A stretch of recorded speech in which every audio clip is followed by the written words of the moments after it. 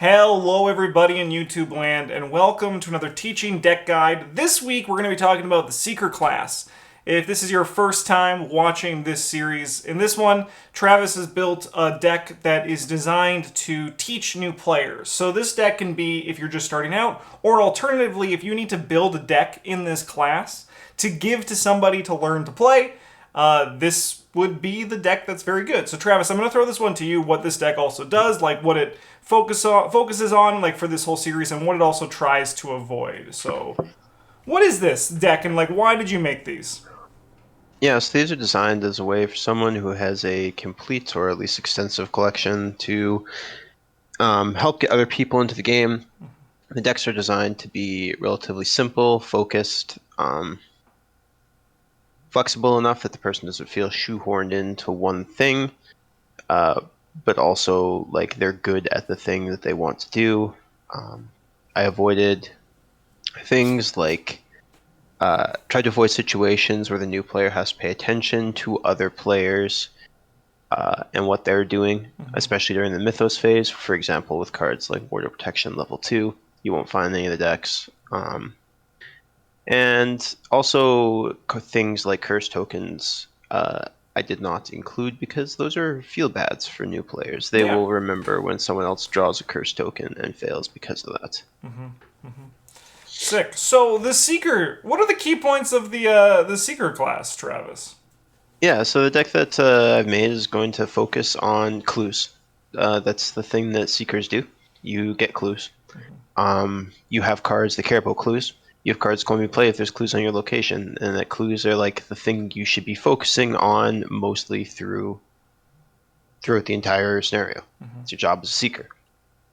Some other things I wanted to highlight is that you can do anything with your good stat book. But you are going to be worse at it than other classes for the most part. Trying to focus on, like, you can, if you really want to, you can fight monsters with it, but you're not going to be able to do it as consistently as as something like a Guardian or a Mystic who's playing for that. One of the other things that the deck highlights is your ability to support your teammates through card draw especially, but also through helping them with their skill tests. You can draw a lot of cards in Seeker, and a good way to get value out of all those cards, if you're not playing it like a hand-size archetype deck, is to just commit them to other people's tests and help them be more likely to pass their tests. Another thing that I wanted to highlight with this deck that I find new players kind of avoid are the untranslated, or whatever. In this case, it's going to be the unidentified, but the Seeker upgrades that you have to like do something and then write down your campaign log that you did it, and then you can upgrade them. I find that new players tend to avoid those, but they are a large part of the Seeker class, and they are very good. Yes, yes. So for this one, you chose Harvey Walters. So we're not going to get into the deck here. We'll go through the individual cards and kind of look through them all. But why Harvey Walters for this deck? I picked Harvey Walters because I wanted someone who really highlighted what yellow does well. He's got the high book, he's got high brain, he's got just abysmal fist and foot. He's got a nice, simple ability. Once per turn, when someone draws a card during the investigation phase, they can draw an additional card. That's something that we want to care about. It also helps teach new players to care about like what the different phases of the game are, where you can reinforce that drawing something in the upkeep phase is not the same as drawing a card during the investigator phase. And then the deck as a whole, I elected for something that wasn't. I want a deck that was almost entirely yellow, if not entirely yellow, so I could avoid off-color options to enemies in particular. Yeah.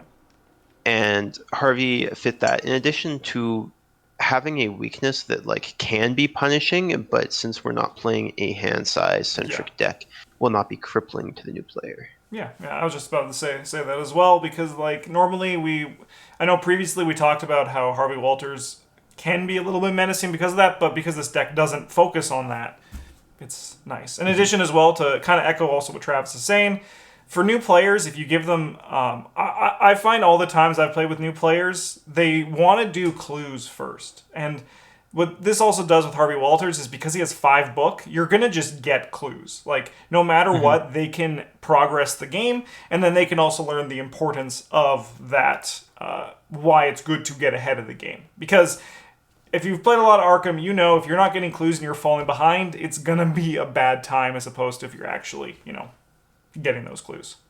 Yeah, the reason I chose Harvey specifically, go back, I'm not quite done. The reason I chose Harvey specifically over some of the other popular new player seekers like Rex and Ursula in particular. Lots of new players, really, lots of players in general like Ursula.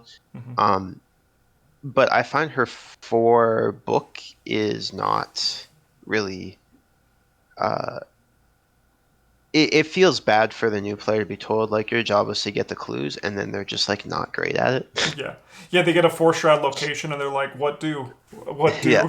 Or they just, like, grind their face into it and feel bad because they spent their entire turn failing 3 tests. Yeah, I've seen it happen. I've seen that exact thing happen to a new player playing Ursula, so I get it. Yeah. And they also seemed, like, new players also don't appreciate the value of having a high foot score, where they're like, why wouldn't I just kill it? And they're like, yeah. Yeah, like you're that's wrong, fair. But you're not wrong. You're not right, but you're not wrong. Yeah, why is so much power budgeted in this? And then I chose Harvey over Rex because Rex again can tech in options through his level 0 off colors to deal with enemies more efficiently. He has that 4 book issue. Like, Rex is gonna have an issue where he's got like 4 book, and either they're not gonna play to make it better, and his ability is going to feel useless, or they are going to play properly, and he is going to feel broken. Yes, yeah, very fair. It should be no surprise, though, that for people who are watching now, when we're going to be talking about other investigators, Rex and Ursula are the other simple ones, so they are going to be there, but for, like, to avoid that, because these are good points that Travis is bringing up, why Harvey Walters is nice here, so keep that in mind as we get to that last little bit. Let's go to the deck now.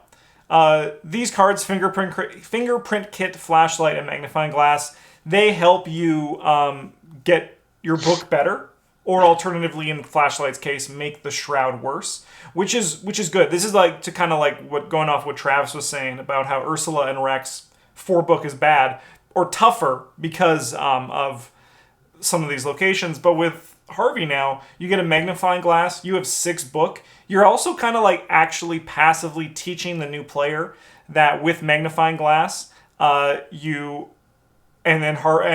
being at 6, being up 2 is where you want to be, assuming you're playing on standard difficulty. So these are like small little things that you can just slowly teach a new player. Anything else you want to add to these ones? I think these ones are pretty simple. They're just like, and then also Fingerprint Kit also can expedite clues as well. No, they're just good cards, man. They're just good cards. Dr. Milan Christopher is a very strong ally to include because you get +1 book and you also gain resources. That's why he's here. He's the man. He's also like the corset ally. This could very easily be. And Jeremiah Kirby's like a little tougher to use if you have Edge of the Earth, but like I like Dr. Milan. Yeah. Encyclopedia. This is what Travis was saying, that to teach them about how you can help other players. You can also help yourself, but it can be really good if you want to have the players learn that support side that Travis was talking about. And then the Strange Solution, the unidentified version, gives them a small little subquest and then also makes them think, ooh, what the heck could this be? And then we get the powerful upgrades in the upgrade section once we get to that part of the video. Yeah, I think the Encyclopedia in particular is an important inclusion for teaching new players because with the deck so focused on getting clues, and there are a couple of cards to deal with enemies, but not really that many, and your new player probably isn't going to know the scenarios well enough to save them. If you get to a point where there's just an enemy that needs to be killed and aren't necessarily clues that need to get investigated, then the Encyclopedia still lets them feel like they're participating in the game and helping their teammates. Yeah. And it also kind of, even in like down times when there's nothing to use the Encyclopedia on, it's kind of like a reverse Flashlight in a way, right? Like it takes like 2 actions, so it's like less intensive, but it still does something. Yeah, like if there's actually one of those like 6 shroud locations that has 1 or 2 clues on it. This is a good way to get around that. And I chose the Strange Solution in particular partially because it is the most straightforward. Yeah. Its upgrades have very clearly defined roles, and also um, the Dunwich Box just came out. Deluxe, yeah, the Investigator pack just got released, and I figured that this is something that quite a few people have. Yeah, definitely. Burning the Midnight Oil. This is like we're looking at like some of the economy part of the deck to once again teach new players that economy is important. Burning the Midnight Oil, gain 2 resources, and you also you lump that in with an investigation action. Cryptic Writings. You can this one's kind of fun because like it teaches. This one also kind of like apart from just being like a fine card, like even worst case scenario, they can gain 2 resources or they can commit this for 2 book. But what it also does is it kind of also teaches the player about synergy, right? So like they can look at this Cryptic Writings and they'll be like, man, this would be really sick to draw this. How can I draw this during my turn? Oh, hey, this Preposterous Sketch is right here, which gives you cards in hand, which is an extra card. It's because of Harvey's ability. And in addition, it also teaches the clues matter that Travis was talking about earlier, where you want to get clues so much so that your cards will depend on there being clues on your location. Sick. Yeah. Yeah. No Stone Unturned. This one it works double. It can help the player find what they're looking for. In addition, it also does that support thing. New players might not know what they want to look for with this, and they wager they probably don't. They might ask you what they should look for, and you can recommend maybe a hand slot item, maybe Dr. Milan if they don't have it. Alternatively, what I imagine what Travis also included this here, what this card's really good for, is it allows a new player to feel like they are helping by giving it to another player. They might just be like, hey, do this. Or they might even ask, do you want a card from the top 6 cards of your deck? And then you go, yeah. And then they play it and they're like, I'm helping. It's one of those things that kind of like, and then as they get more used to their deck when the upgrades come in, if it's still in there, this can help them find it. Like, for example, if they upgrade their Strange Solution first in the upgrade package, No Stone Unturned can be really good for allowing that player to know, I put that in there, I want to find it, and this can let them do that. Mm-hmm. One other thing this helps teach new players is to pay attention to the minute of the game, where this actually lets you draw a card. So if you play it on your turn, you haven't used Harvey Walter's ability, you can have that player draw an additional card as well. Yep. Hell yeah. Hell yeah. Working a hunch, get clue fast. Also commit for 2 book, but most likely also just get clue fast. Not much more to it.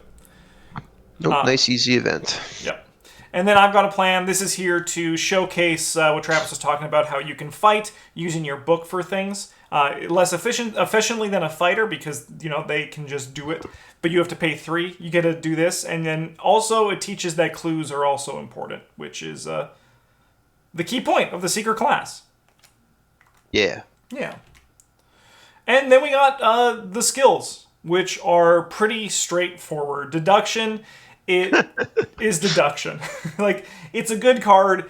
You know this if you're watching the video as an experienced player. If you're a new player, being able to gain tempo by gaining an additional clue is also just really good. Inquiring Mind, very strong skill card, especially for a level 0 deck. And it, once again, teaches that, clues are important. And then we got Perception, which is just another really just solid card. It replaces itself with Harvey Walters and means an additional card. So it also then teaches them. I think one of the nice things about something like Perception is that it then also can teach a player you don't need to hold it. It's not a Phoenix down, right? You don't necessarily need to. Just wait for that Shroud location that might or might not be coming. Just drop it, replace it, and then in Harvey Walters' case, get an additional card out of it. Mm-hmm. All right. Substitutions. This one's pretty simple. This is just like other research assets. As Travis was saying in the beginning, his choice for Strange Solution was mostly because it's in the Dunwich Legacy box. It's also simple. In addition, the upgrades also actually kind of hit that support class. I mean, a lot of them do. All the upgrades kind of just hit the different aspects of Seeker. But this could be basically other research assets except Forbidden Tome. And why not Forbidden Tome, Travis? Oh, that one requires you to have lots of cards in your hand, and that's not something that we are doing. Yeah. Nice and simple. Nice and simple. Yeah. Also, wouldn't recommend the cursed one, now that I think about it. Yeah, yeah, probably not the cursed one either. That Yeah. one's a little tough to use.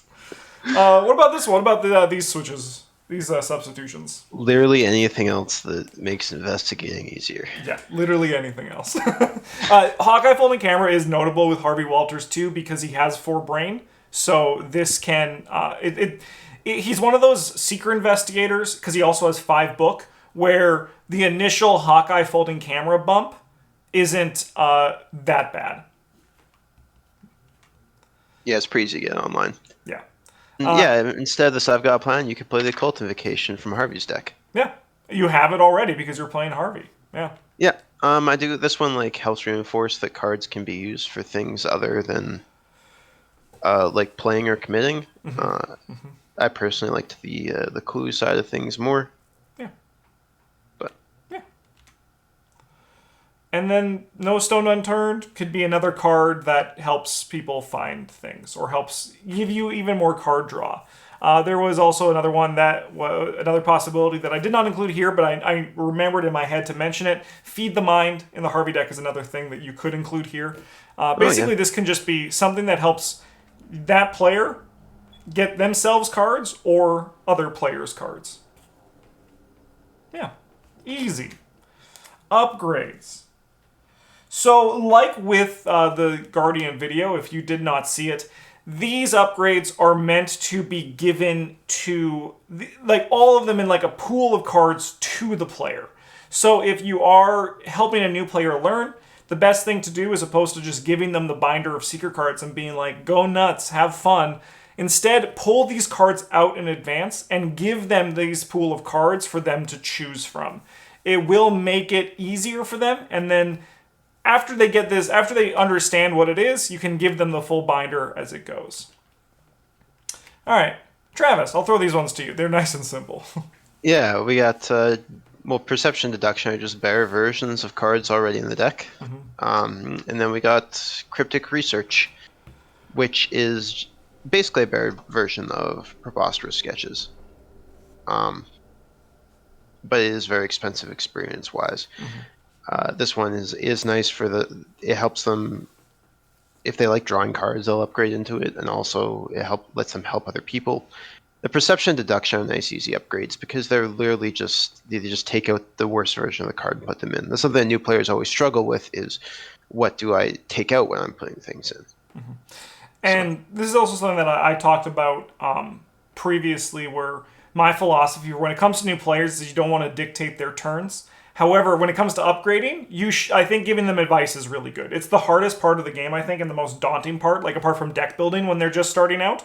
So you can be like, I think like what I like to do is I like to phrase the question, what cards did you find yourself not playing, right? And then you can be like this, right? Or like be like, what does this card do that it does better than something in your deck? Like help them, and then if they still like need help, just be like, you should look at this card because this doesn't do thing. I think helping in deck building is very important for a new player and upgrading. Yes. We have the Strange Solutions suite. These are the 4 that are included. One of which is in the Return To, which is the Empowering Elixir on the right. These just are following that line of the Strange Solution is good because it's simple, and in the Dunwich box, there's healing to support. There's giving an investigator cards and resources to support. There is the Acidic Ichor, which lets them fight very well. And then there also is the one that lets them evade. So with this one, because there's no Shrewd Analysis here, which I think is a very good choice. You don't want to give them, like, you don't want to force them into upgrading the Strange Solution, even though it kind of does, but they could just take it out. But alternatively, just this lets them choose what they want to do with their Strange Solution. Mm-hmm. What about these ones, Travis? We got a better version of I've Got a Plan. We have our Survey the Area. This one is, this one was like a little bit of a weird one, where I wanted a small upgrade that they could, new players don't like having leftover experience, they don't like saving experience. I want something small that was like 1 experience they could just toss into their deck if they want to. And this one's also kind of a hedge against certain campaigns where like foot might be really important. Yeah. If if they find themselves struggling against things like Grasping Hands in the core set, or if you're playing, for example, Forgotten Age, this is a very nice upgrade for them, where you can tell them like, hey, yeah, you want like 5 foot when the game wants you to wants you to test that. Yeah. And then on the other side of it, it's still actually like a bad perception, which is not awful. And then we've got the Necronomicon here. This one this is a very strong card, and normally I wouldn't include cards that are like brokenly good. Things like you won't see Key of Ys being suggested for any of these decks or anything like that, but I think the Necronomicon is actually like a pretty fair-ish card at 5 experience with no way to refill the secrets. Reset it. But it's a big flashy card they can put into their deck. Encourages them to use their card draw and searching cards to find it, and they get to be excited when they get it. They get to make lots of decisions about it, and it's just a fun card to use. Yeah, it's like the lightning gun. It's the big flashy upgrade that they can go to. Yeah. Yeah. And they won't know how to break it, which is nice. It's a better world when we're not breaking the Necronomicon. Yeah, because we didn't give them any cards for that. Yeah. All right, and then we have the other investigators here. These ones are pretty simple. Daisy Walker is probably, I would say, like the second best gator to give to a new player, even more than Ursula. Like going off what Travis was saying about the 4-book, I think that's like actually a very fair point. Daisy Walker was the investigator I gave my fiance to play, and she had a good time because, her ability is strong. You get the old book of lore, and you're just like, they always get to contribute. They always get to do something. And like having an additional tome thing, they'll pick that up really quick and they'll understand why that's exciting. And then Rex Murphy and Ursula Downs, we talked about them before. While they do have the things that might make them a bit harder for a new player, they're still really simple investigators that can do things really well as seekers. Yeah, well, that's it. Hopefully that this teaching deck has helped you understand the Seeker class if you're a new player, or helped you how to formulate building a Seeker deck for a new player. We'll be back very soon for the Mystic video next. Thank you so much for watching. Have a great one, and as always, GG's.